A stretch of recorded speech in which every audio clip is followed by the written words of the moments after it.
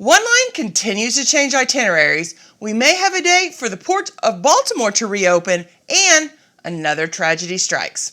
Ahoy travelers, it's Amy here with your weekly Cruise News Roundup and my thoughts on some of the biggest stories of the week. Norwegian announced yet another itinerary change this week, one that a lot of people are unhappy about. Just 1 month out, Norwegian announced it is changing up the embarkation port for their May 8th British Isles cruise. Originally leaving out of Portsmouth, the line has decided to sail out of Southampton, England instead. Now this affects both cruisers and business owners. The Norwegian Star was set to be the largest cruise ship to sail out of Portsmouth, and many businesses were looking forward to the potential money to be made over the 2,000 passengers visiting the city. Now, a Norwegian spokesperson commented on the move, and what I think is a comment that seems to explain absolutely nothing, stating, "While we try to maintain original itineraries as much as possible, at times modifications are made to optimize the itinerary or to accommodate certain circumstances. As such, Norwegian Star turnaround port on May 8th and May 18th of 2024 was changed from Portsmouth to Southampton, England to enhance the overall guest experience during the embarkation and disembarkation process." Well, that explains everything. Portsmouth was set to have a record-breaking year in 2024, but with the cancellation of this cruise, along with the Star's May 18th sailing, that seems unlikely. What are your thoughts about Norwegian Cruise Line making so many itinerary changes lately? And have you been affected by any of them? Either way, you're going to want to stick around because later we're going to discuss another way that Norwegian has made it into the headlines, and not in a good way. Well, following the Francis Scott Key Bridge collapse on March 26th, the Port of Baltimore has announced a tentative reopening date for the main channel leading into the port. A temporary navigational channel of 280 feet wide and 35 feet deep is expected to be operational by the end of this month, April. The full reopening of the permanent channel, which spans 700 feet in width and 50 feet in depth, is expected by the end of May of 2024. Currently, the port remains closed to all ships. While opening up the channel is great news for the port and the city in general, it is unclear when cruise ships will be allowed to resume their scheduled sailings, as priority will likely be given to container ships transporting goods in and out of the port. Even if cruise lines are given permission as early as May, whether they will be able to or choose to make changes to their embarkation port again so soon after already doing so, it's unclear. Well, one story that made its way out of the cruise news realm and into mainstream news is that of a South Carolina couple, Jay and Jill Campbell, who were left stranded in Africa along with several others after missing the all-aboard time for their cruise on the Norwegian Dawn. And of course, I want to put in my 2 cents on this topic. While I'm not going to spend a lot of time going over the entire story, but if you did miss it, I'll give you a short recap. The couple was on an excursion with several others while docked in Cape Town and did not get back to the terminal in time to catch the last tender back to the ship. Now, while they were able to catch a ride out to the still anchored ship, they were not allowed on board and had to return to land and find a way to meet up with the ship at the next scheduled port of call. Now, this wouldn't be a unique story. Passengers miss ships all the time, but many have taken an interest due to all the attempts to communicate with the ship and allow the passengers back on board since the ship had yet to leave the area, plus the journey made through multiple countries trying to catch back up with the ship.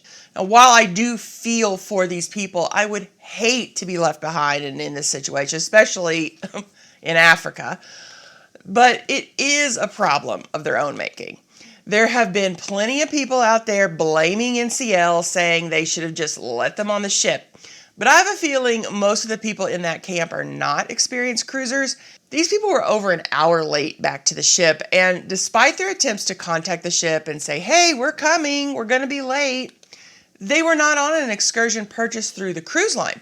So there's no obligation for the captain to wait for them. As experienced cruisers know, and NCL did confirm, the passports for all the individuals had been taken and handed off to officials at the port prior to the guests making their attempt to even get back on the ship. Prior to everybody meeting back up with the ship and getting on board, Jill Campbell had said, "We are considering whether or not we're going to board the ship. It is in dock here in Senegal. We believe there was a basic duty of care that they had forgotten about, so it does concern us." After what we witnessed, we truly believe that although there is a set of rules or policies that the ship may have followed, they followed those rules too rigidly. I believe that they really forgot that they are people working in the hospitality industry, and really the safety and well-being of the customers should be their first priority. Do you agree with her? Now, NCL has come out and said that they're going to reimburse the passengers for at least part of the expenses incurred during their side adventure trying to get back to the ship. I think this is because while the guests had hoped to board the ship at the next port stop in Gambia in West Africa, they traveled 15 hours through 6 countries to reach the port on Sunday. The ship was unable to dock due to low tides. So despite making it to the next port, they still couldn't join the cruise. A spokesperson for Norwegian Cruise Line says the passengers will be reimbursed for the money they spent while trying to get from Gambia to Senegal, so that next leg. So NCL came out and said that despite the series of unfortunate events outside of our control, we will be reimbursing these 8 guests for their travel costs from Gambia to Senegal. Now, I think the line has garnered enough negative press from this debacle, whether deserved or not, that they chose to at least cover the cost incurred after the stranded passengers were unable to board in Gambia due to the ship being unable to dock there. So what are your thoughts on this story? Should the captain have just gone ahead, let the passengers on board despite them being late? Would you have gotten back on the ship when you finally caught up with it, or just thrown in the towel and gone home? Like I said, I understand how frustrating, disappointing, and probably even scary it would be to find yourself in this situation. But I do think passengers need to realize that this is the risk you take if you book an excursion with a private company, especially if you book an all-day outing that pushes that return time to the ship. While I rarely book excursions through the cruise line, I will if it's an all-day excursion, especially one that takes me far enough away from the terminal that getting back on my own is not going to be easy. At that point, the extra money it costs to book through the cruise line is worth it to me. Now, do you usually book through the cruise line, or are you willing to risk it for the biscuit?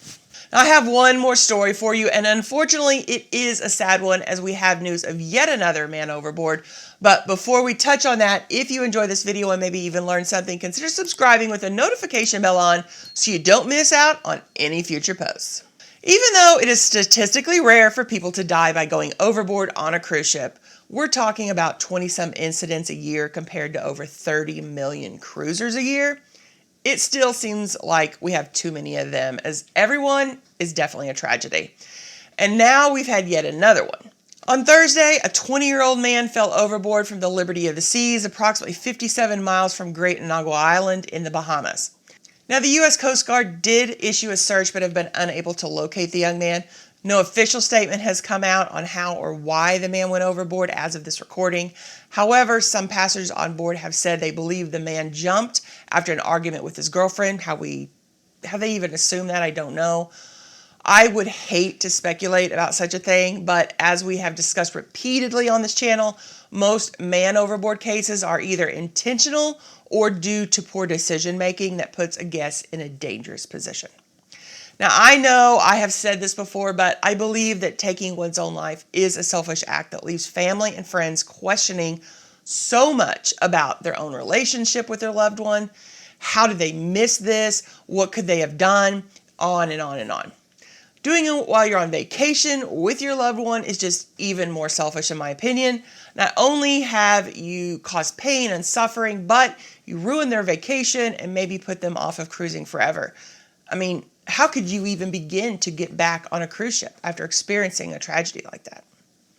Now, am I being too harsh? I know some may say I should be more sympathetic to people who are struggling with depression and mental illness, but I just can't help but think about the people they leave behind. For my regular viewers, you may have noticed that the last 2 weeks, my tips and trivia video has come out on Wednesday. I've decided it definitely works better for my schedule to keep that up, so while I like the alliteration of Tuesday's tips and trivia, I'm going to be moving those videos to Wednesdays, at least for the foreseeable future. Sundays and Mondays are just super crazy for me, so adding in an extra day to film and edit my videos should help take some of the stress off just a little bit. I hope everyone has had a great week. Here we are definitely preparing for the eclipse as we are in the path of totality.